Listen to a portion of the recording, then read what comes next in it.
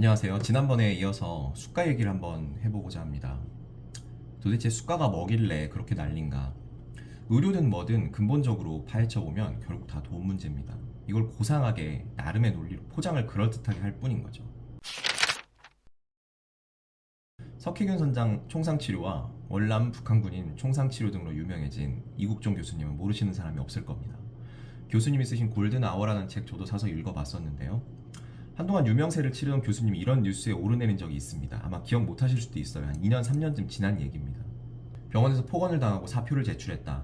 이 기사 보신 분도 많이 있을 거예요.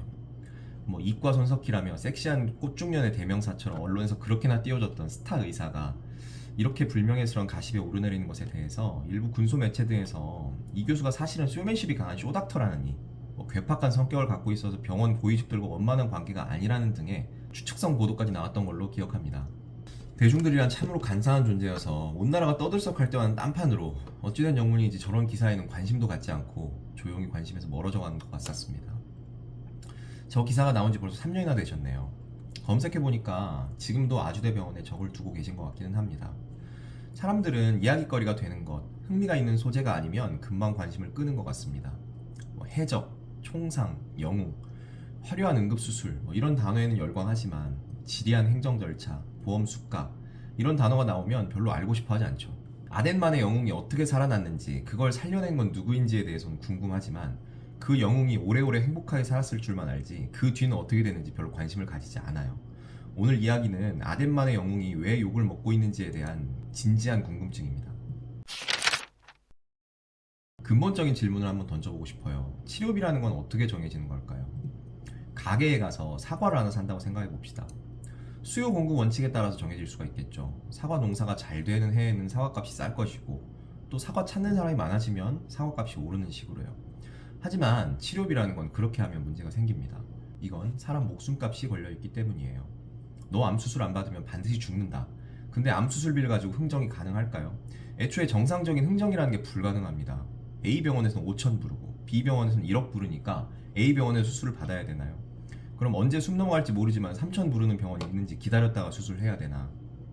애초에 케이스 자체를 바꿔봅시다. 교통사고로 다리뼈가 크게 부러져서 지금 당장 수술 안 하면 죽을 상황인데 저런 흥정이 가능하겠습니까? 근데 하필 도착한 병원에서 한 10억을 불렀다. 10억 못 내면 죽어야 되고 10억 있으면 살아야 됩니까? 병원이 이를 이용해서 장사를 한다면 어떻게 될까요? 근사한 최고급 자동차에 정장 수트 입고 있는 신사가 오면 한 10억 부르고 행색이 초라한 사람이 오면 한 1,000만 원 부를까요? 애초에 의료시장이라는 건 이렇듯 굉장히 기울어진 운동장이기 때문에 대부분의 나라에서 어떤 방식으로든 통제를 합니다. 전국 어디서 다치든 다리 부러진 거 수술비는 200만 원 이런 식으로 정해놓는 거죠. 이런 시스템을 건강보험 시스템이라고 하지만 통제의 정도가 나라들마다 차이가 있습니다.